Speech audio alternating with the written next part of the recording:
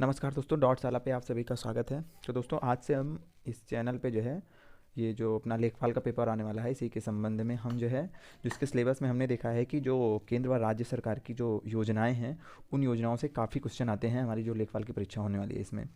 तो हम आज से जो है अभी इस चैनल पे जो है जो प्रमुख प्रमुख योजनाएं हैं, वो चाहे केंद्र सरकार की हो या फिर राज्य सरकार की जो प्रमुख योजनाएं हैं, तो उन प्रमुख योजनाओं का वीडियो आज से हम अपलोड करेंगे। एक या दो योजनाएं एक वीडियो में लेंगे। वीडियो ज़्यादा बड़ा नहीं होगा, वीडियो छोटा होगा।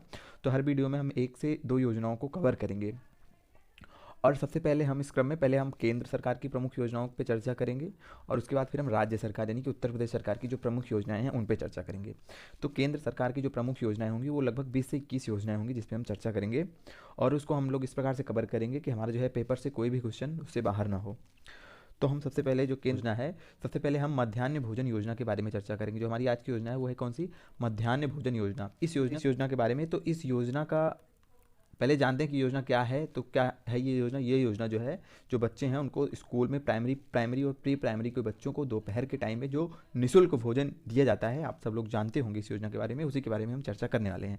इस योजना को मिड डे मील या फिर मध्याह्न भोजन योजना के नाम से जाना जाता है। तो जो इस योजना का प्रमुख उद्देश्य रहे हैं, उन उद्देश्यों की बात करें तो पहला उद्देश्य जो सरकार का रहा है वो है कि शिक्षा को बढ़ावा देना। शिक्षा को बढ़ावा देना यानी कि जो शिक्षा है उसको समाज के एकदम निम्नतम तबके से जोड़ा जा सके। कुपोषण को दूर करना। कुपोषण को दूर करना। नामांकन में वृद्धि करना। नामांकन में वृद्धि करना। आपको पता होना चाहिए कि जो हमारे ग्रामीण परिवेश से जो बच्चे बिलोंग करते हैं, उनका आर्थिक स्तर, उनके जो परिवारों का जो आर्थिक स्तर है वो बहुत ही निम्नतम होता है। तो वो कहीं ना कहीं वो बच्चे कुपोषित होते हैं, उनको उचित पोषण की मात्रा नहीं मिल पाती, वो एक या दो टाइम उनको भोजन नहीं मिल पाता। तो सरकार का एक प्रयास है कि बच्चों को स्कूल में जो है दोपहर का भोजन, उनको जो है पोषण युक्त भोजन दिया जाए। तो ये कहीं ना कहीं कुपोषण को दूर करना भी इस योजना का उद्देश्य रहा है, और शिक्षा को बढ़ावा देना। आप जानते हैं कि जो निम्नतम तबके से बच्चों का जो है वो नामांकन, जो उनकी संख्या है स्कूल में, वो बेहद ही कम थी। तो उस नामांकन संख्या को यानी कि बच्चों को स्कूल से जोड़ने के लिए उनके अंदर, जब उनको दोपहर में भोजन मिलेगा तो उनके अंदर एक लालसा होगी, तो वो स्कूल से जुड़ेंगे। स्कूल में हम देखते हैं कि जो प्राइमरी प्री प्राइमरी स्कूल होते हैं, वहाँ पे जो है जो ड्रॉप आउट की संख्या होती है वो बहुत ज़्यादा होती है। तो इन्हीं सब चीज़ों को सुधार करने के लिए गवर्नमेंट ने इन्हीं सब उद्देश्यों से मध्याह्न भोजन योजना की शुरुआत की। कौन कौन से उद्देश्य हैं आप लोग ध्यान रखिएगा? शिक्षा को बढ़ावा देने के लिए, कुपोषण को दूर करने के लिए, और नामांकन में वृद्धि करने के लिए। कुछ महत्वपूर्ण बिंदुओं की जब हम चर्चा करते हैं इस योजना के बारे में, सबसे पहले हम देखते हैं कि इस योजना की शुरुआत कब हुई। तो इस योजना की शुरुआत की बात करते हैं तो ये योजना जो है हमारी 15 अगस्त 1995 से इस योजना की शुरुआत जो है भारत के 2408 ब्लॉकों से शुरुआत हुई इस योजना की। उसके बाद 1997 से इस योजना को पूरे देश में लागू कर दिया जाता है। पूरे देश में लागू कर दिया जाता है। तो यहाँ से आपको दो पॉइंट याद रखने हैं कि 15 अगस्त 1995 से भारत के 2408 ब्लॉकों से इस योजना की शुरुआत होती है, और 1997 से इस योजना को संपूर्ण भारत में लागू कर दिया जाता है। इस योजना में लाभ किसको किसको मिलता है, हम इस बात की चर्चा करते हैं। तो इस योजना में जो लाभार्थी होते हैं वो हमारे प्राइमरी और अपर प्राइमरी यानी कि कक्षा 1 से 8 तक के जो छात्र हैं वो इस योजना का लाभ उठाते हैं। आपको पता होना चाहिए कि अभी जो है इसी वर्ष जो है इस योजना के अंतर्गत जो है जो प्री प्राइमरी के बच्चे हैं, प्री प्राइमरी के जो बच्चे हैं उनको भी इस योजना में सम्मिलित कर लिया गया है। और ये जो हमारी मिड डे मील योजना है, मिड डे मील, ये जो योजना है इसका नाम बदल दिया गया है। इसका नाम बदल के क्या? पीएम पोषण शक्ति, पीएम पोषण शक्ति निर्माण योजना। तो इस योजना का क्या नाम कर दिया गया है? इस योजना का नाम कर दिया गया है पीच। तो इस योजना का क्या नाम कर दिया गया है? इस योजना का नाम जो है मिड डे मील से पीएम पोषण शक्ति निर्माण योजना कर दिया गया है। पहले इस योजना का क्या नाम था? पहले इस योजना का नाम था मिड डे मील योजना। पहले और अब में थोड़ा सा डिफरेंस है। पहले इस योजना में केवल प्राइमरी और अपर प्राइमरी के छात्र सम्मिलित होते थे, किंतु अब इस योजना में प्री प्राइमरी के बच्चे भी अब इस योजना का लाभ उठाएंगे। प्री प्राइमरी यानी कि जो आपके 1 से 5 वर्ष के बच्चे हैं उनको जो है भी इस योजना का लाभ मिलेगा। तो कौन कौन सी पॉइंट हमको याद रखना है कि पहले प्री प्राइमरी और प्री प्राइमरी के बच्चे इस योजना का लाभ उठाते थे, और अब जो है इस योजना का नाम मिड डे मील से बदल के पीएम पोषण शक्ति निर्माण योजना कर दिया गया है। और अब इस योजना के अंतर्गत जो प्री प्राइमरी के बच्चे हैं, यानी कि जो कक्षा 1 से 5 तक के बच्चे हैं, वो भी इस योजना का लाभ उठा सकेंगे। बात करते हैं अगले महत्वपूर्ण बिंदु की। तो इस योजना को पूछे कि इस योजना जो है कौन से मंत्रालय के द्वारा संचालित होती है, या फिर ये जो योजना है इसको कौन सा मंत्रालय संचालित करता है। तो मानव संसाधन विकास मंत्रालय, मानव संसाधन विकास मंत्रालय, मानव संसाधन विकास मंत्रालय, मानव संसाधन विकास मंत्रालय इस योजना का संचालन करता है। बजट की बात करें तो इस योजना का जो बजट होता है उसमें 60% जो है केंद्र की हिस्सेदारी होती है और 40% जो है राज्य सरकार की इसमें हिस्सेदारी होती है।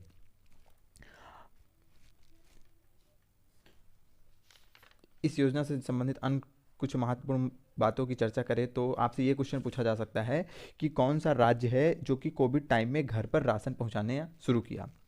तो जो है आप याद रखिएगा कि मध्य प्रदेश, मध्य प्रदेश पहला राज्य है, पहला राज्य है जो ये आपकी जो मिड डे मील योजना है इसके तहत घर पर राशन पहुंचाने वाला, घर पर राशन पहुंचाने वाला, घर पर राशन पहुंचाने वाला पहला राज्य कौन है। तो आपको याद रखना है कि मध्य प्रदेश घर पे राशन पहुंचाने वाला पहला राज्य है। किस टाइम में? आपके कोविड के टाइम में। और एक महत्वपूर्ण यहाँ से आप लोग याद रखिएगा कि जब इस योजना की शुरुआत हुई थी तब इस योजना में पक्का भोजन नहीं मिलता था। सर्वप्रथम पक्का भोजन जो है 2004 से इस योजना में पका हुआ भोजन दिया जाने लगा। कौन सा भोजन? पका हुआ भोजन। और एक बात और आप याद रखिएगा कि इस योजना का जो दीर्घकालिक उद्देश्य रहा है वो था कि सामाजिक असमानता को दूर करना, सामाजिक असमानता को, असमानता को दूर करना, असमानता को दूर करना। सामाजिक असमानता को दूर करने से मतलब है कि हमारे जो हमारे ग्रामीण एरियाज हैं वहाँ पे अभी जो है कहीं ना कहीं जो है जो छुआछूत की भावना है वो कहीं ना कहीं से विद्यमान है। तो के तहत जब सारे बच्चे एक साथ में बैठ के खाना खाएंगे तो उनके अंदर कहीं ना कहीं एकजुटता की भावना होगी और जो समाज में व्याप्त असमानता है वो दूर हो जाएगी। यानी कि जो हमारी नई पीढ़ी डेवलप होगी वो जब आपस में बैठ के खाना खाएगी एक स्थान पे तो धीरे धीरे जब वो पीढ़ी बड़ी होगी तो उसके अंदर अपने आप सामाजिक असमानता दूर हो जाएगी। तो इस योजना को इस दीर्घकालिक उद्देश्य के साथ भी शुरू किया गया था, ये बात आप लोग ध्यान रखिएगा। और इस योजना के प्रमुख और कुछ बिंदुओं की चर्चा करें तो एक बार हम फिर से देख लेते हैं कि हमने इस योजना में अभी क्या क्या देखा है। तो सबसे पहले हमने क्या देखा कि इस योजना का क्या उद्देश्य है कि शिक्षा को बढ़ावा देना, कुपोषण को दूर करना, नामांकन में वृद्धि, स्कूलों के नामांकन में वृद्धि करना। और दीर्घकालिक उद्देश्य क्या है? दीर्घकालिक उद्देश्य है कि सामाजिक असमानता को दूर करना, सामाजिक असमानता को दूर करना। इस योजना की शुरुआत 15 अगस्त 1995 से देश के 2408 ब्लॉकों में इस योजना की शुरुआत होती है और पुनः जो है 1997 से जो है इस योजना को पूरे देश में लागू कर दिया जाता है। जब इस योजना की शुरुआत हुई थी तो उसमें पका हुआ भोजन नहीं दिया जाता था। सबसे पहले पका हुआ भोजन 2004 से दिया जाने लगा।